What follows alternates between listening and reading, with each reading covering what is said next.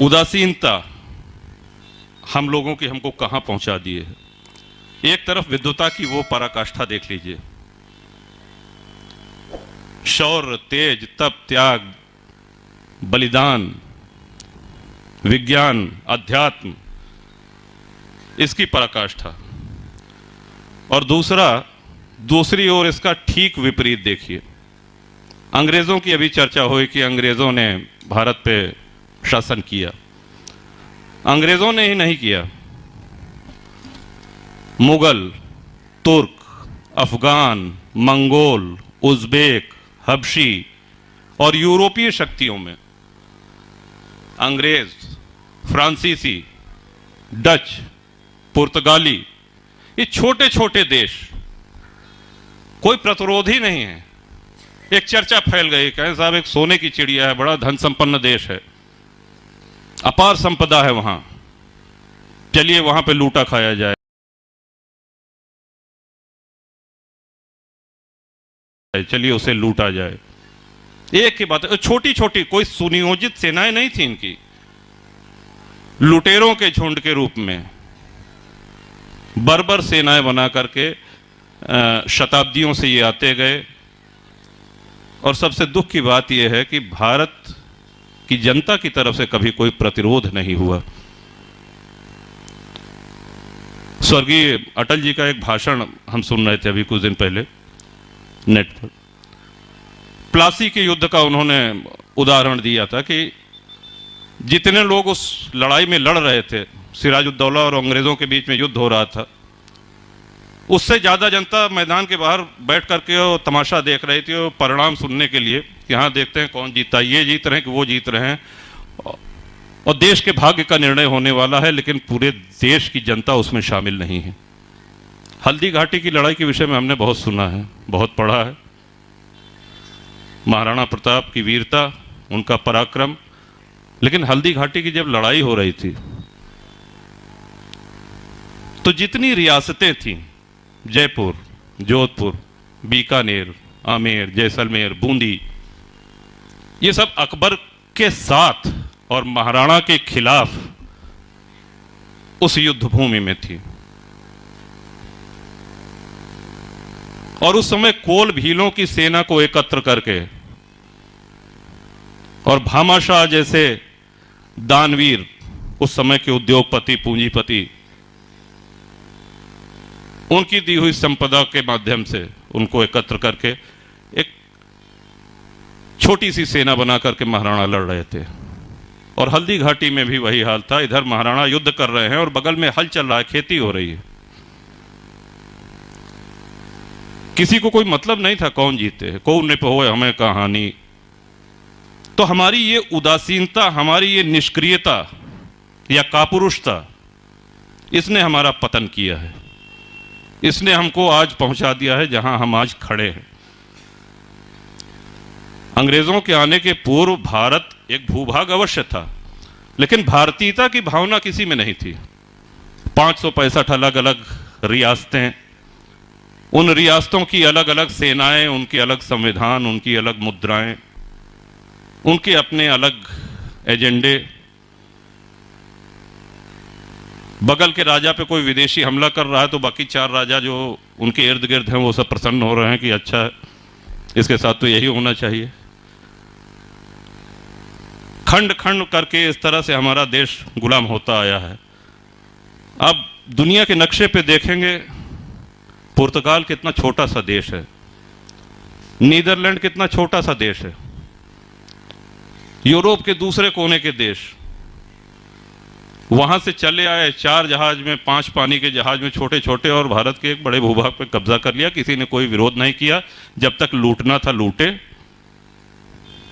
और जिस तरह से लूटना था उस तरह से लूटा, कोई प्रतिरोध नहीं हुआ। ये ऐसे अध्याय हैं, ये ऐसे प्रसंग हैं जो हमारा सबका सिर शर्म से झुक जाता है, क्योंकि हमको तात्कालिक लाभ चाहिए, इससे हमको क्या फायदा होगा। बहुत अच्छा विषय राहुल जी ने कहा कि सिस्टर की वेडिंग में ये सही बात है कि आज भारत में अगर गिनती की जाए तो अच्छी अंग्रेजी बोलने वाले ज्यादा लोग होंगे,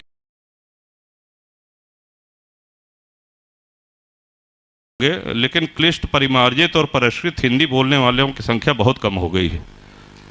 हमने अपनी मातृभाषा को सम्मान देना छोड़ दिया है।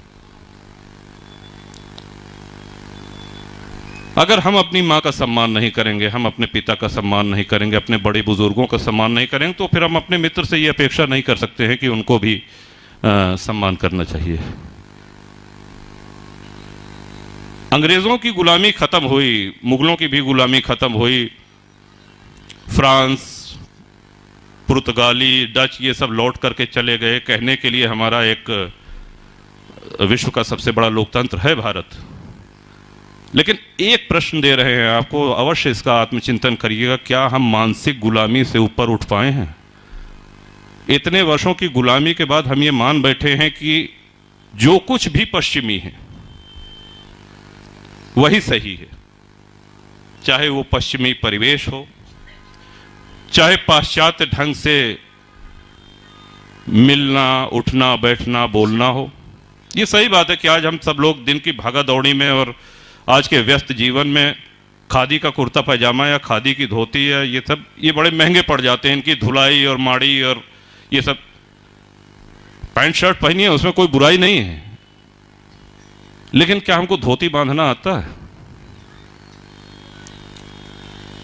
जो कुछ पश्चिमी है वही सही है। ये मानसिक गुलामी हमारे अंदर घर कर गई है।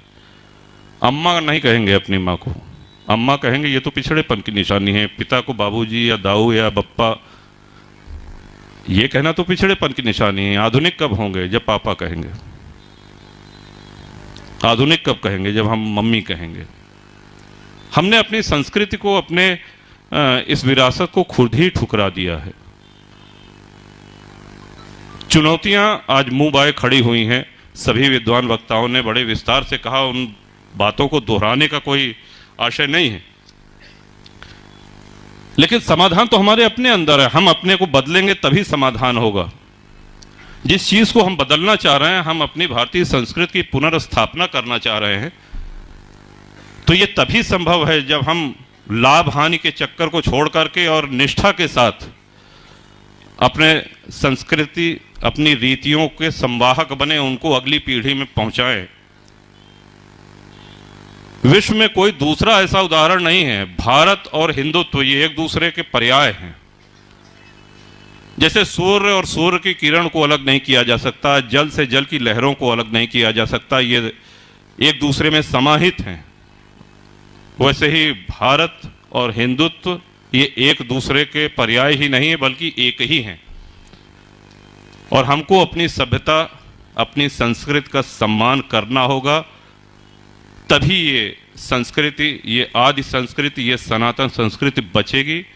वरना जिस तरह की चुनौतियां हैं सामने, अगर हमारा ये दृष्टिकोण रहा कि इसको करने से क्या होगा। बड़ी अच्छी बात आचार्य जी ने कही कि चित्र बदल दीजिए, चरित्र स्वतः बदल जाएगा। आज हम अपने बच्चों के साथ बैठ करके धर्म चर्चा, इतिहास के महापुरुषों की चर्चा,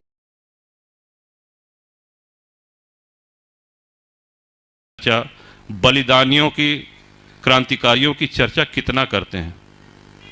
हमको खुद अपने स्मार्टफोन से फुर्सत नहीं है, और बच्चे भी अब अगर बड़े हो गए हैं तो उनका एक अलग व्हाट्सएप ग्रुप है, उनका अलग फेसबुक ग्रुप है, जिसमें हो सकता है एग्ज़ाम के समय थोड़ा बहुत फ़ोन आप लोग रख लेते होंगे।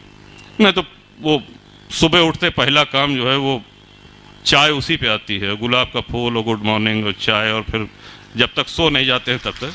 तो ये हमारे बौद्धिक विकास को रोक रहा है। हाँ, फ़ोन एक संवाद का कारण है, लेकिन उसका संवाद में ही प्रयोग हो।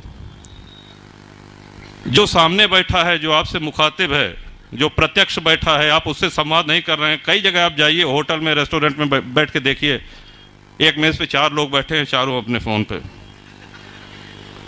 जो प्रत्यक्ष है उससे कोई संवाद नहीं। तो एक अजीब सी विचित्र स्थिति में आज हम लोग चल रहे हैं। हम सभी लोग जानते हैं कि देवासुर संग्राम हुआ, देवताओं का असुरों का संग्राम हुआ, जहां पे अमृत के घड़े को लेकर के छीना झपटी में 4 स्थान पर अमृत की बूंदें गिरी, नासिक, उज्जैन, हरिद्वार और तीर्थराज प्रयाग। और यहाँ पर कुंभ का आयोजन होता है। कुंभ का शाब्दिक अर्थ होता है घड़ा, लेकिन कुंभ से अमृत निकलता है, इसका एक सामाजिक अर्थ भी है। अनादिकाल से पूरे देश के धर्माचार्य, शंकराचार्य, अखाड़े, संत, महंत, महात्मा और राजा महाराजा, ये सब लोग आकर के यहाँ कल्पवास करते हैं, प्रवास करते हैं। उस समय की जो उनकी समस्याएं हैं उस पर धर्म संसद में चर्चा होती है। अपने अपने राज्यों के कुशल क्षेम के लिए संतों की देशना, उनका अनुशासन, उनका दिशा निर्देश प्राप्त करते हैं और फिर उसको जाकर के अपने राज्यों में लागू करते हैं। स्नान करना, तिलक लगाना, पूजा पाठ करना, ये भौतिक क्रियाकलाप हो गए, लेकिन आध्यात्मिक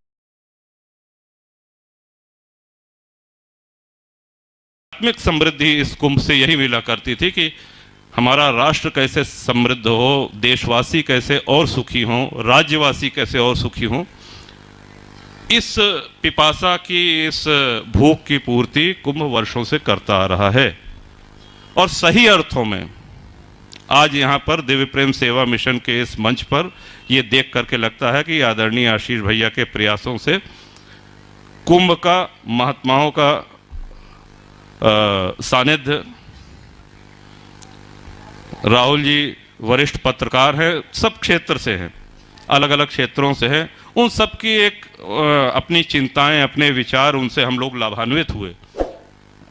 इसका श्रेय पूरी तरीके से आदरणीय आशीष भैया को जाता है। और यहाँ पर हम आए हैं तो हम कुछ सीख करके जाएं।